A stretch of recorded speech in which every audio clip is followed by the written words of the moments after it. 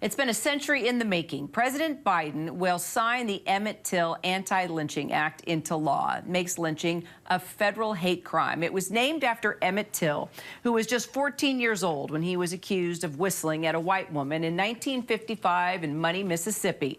He was then kidnapped, beaten, and lynched. His cousin, Ollie Gordon, talked to our Rachel Scott for Nightline. Take a listen.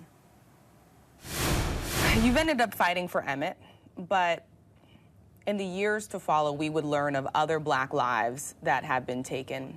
Breonna Taylor, Trayvon Martin, George Floyd, Ahmaud Arbery. Have you had to carry the emotional burden for them as well? I had gotten to the point where I would have to turn my head because it was all over the news. And you know, my thing is, you don't have to hang a person from a tree. You don't have to hang them. You can take their breath in other ways. You can, a lynching is a lynching. Join us now to talk about the significance of this. ABC News senior national correspondent Steve Osunsami and ABC political director Rick Klein. Steve, you have spent a lot of time with the Till family over the years. What are you thinking about this moment and the fact that this bill will finally be signed into law? Well, it was really powerful just to hear that little clip now, to hear her say that you don't have to, hang them by a tree anymore, that there are other ways to take the breath of Black Americans. And, when I think about the signing of this and how long it's taken, and really, if we're all being honest with ourselves, a lot of this is symbolism at this point. But it's important symbolism. It's essentially the government of America saying that racialized violence is prosecutable and unacceptable under federal law. That is a strong statement that is a long time coming for this country, and an important statement that, of course, we're going to witness here as the president signs this bill into law.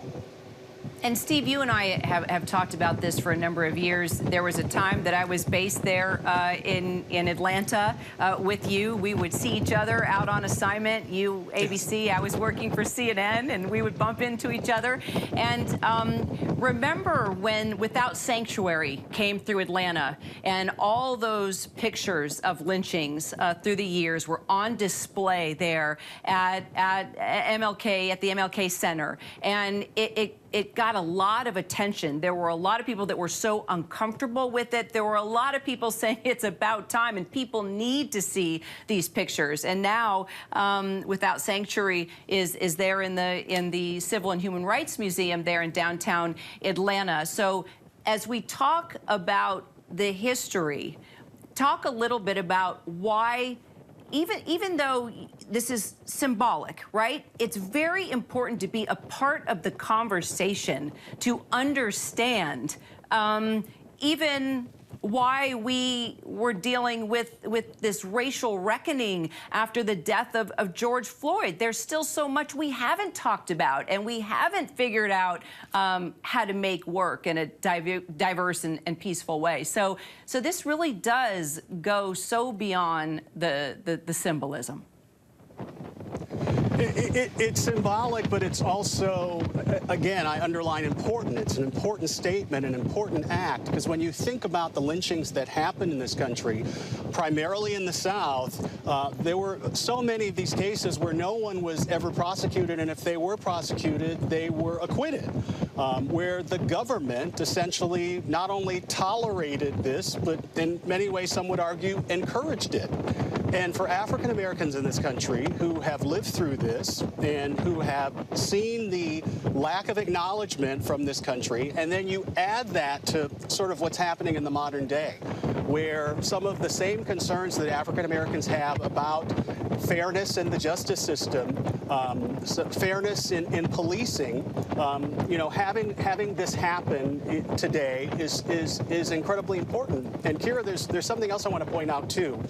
you know, there are a few cases that people point out that, you know, even that if this law had been enacted, where it could have been another tool for prosecutors to use to find justice. One of them, as we've mentioned, as Rachel mentioned in her question to Ollie Gordon, was the Ahmaud Arbery case that I covered here. That was one of those cases. The second one that's often brought up is the shooting at the South Carolina AME Methodist Church, at the historic African American church. And then a third one that I also covered was in 1998, which was the dragging death of James Byrd Jr. in Jasper, Texas.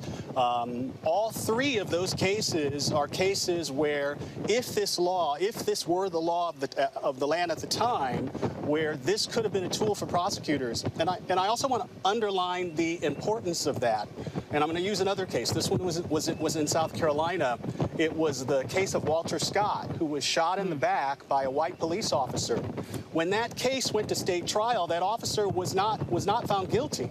It wasn't until he got into the hands of federal prosecutors that he then struck an agreement with federal prosecutors, avoided trial, and pled to state charges and was imprisoned. It was because of the power of the federal government and the tools for justice that the federal government had at its disposal. This will be another one of those tools. And so for that reason, it isn't symbolism, but it is symbolism in as much as that what we are really addressing, the crime that happened in this country, the lives that were taken, were, of course, largely in a period that ended in the 1960s. And Rick, Congress has tried and failed to pass anti-lynching 200 times before. 200 times. You know, it's passed the Senate with not just bipartisan support, but unanimous support now. Congress can't agree on much these days, but they have agreed to this. Why do you think they finally have found consensus here, and why now?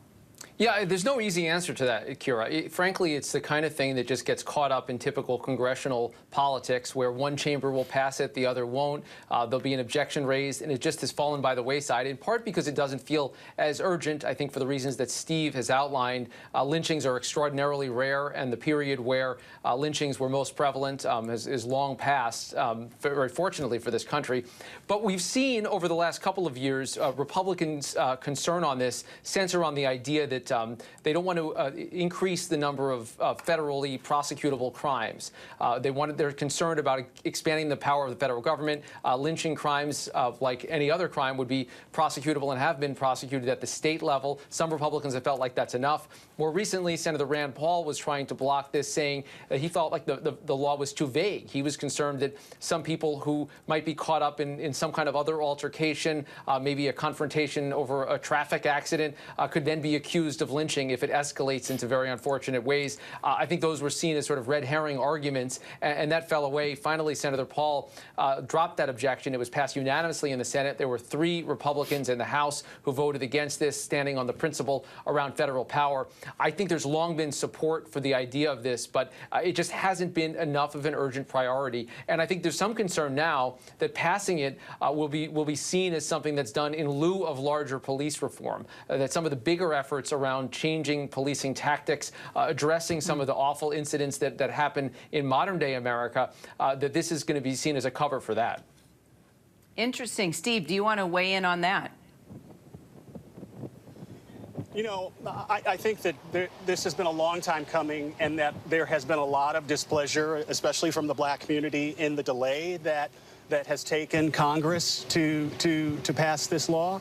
I think there was a lot of anger at Rand Paul, Senator Rand Paul in particular, because of his opposition to this. But, you know, one of the things we're seeing here is near universal support in Congress, absent, what, 3 or 4 votes, as I think Rick can probably tell us. And so that's some progress.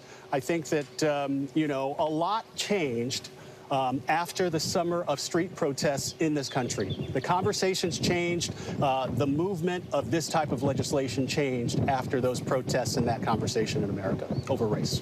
Steve Osunsami, Rick Klein, thank you both so much. Hi, everyone. George Stephanopoulos here. Thanks for checking out the ABC News YouTube channel. If you'd like to get more videos, show highlights, and watch live event coverage, click on the right over here to subscribe to our channel. And don't forget to download the ABC News app for breaking news alerts. Thanks for watching.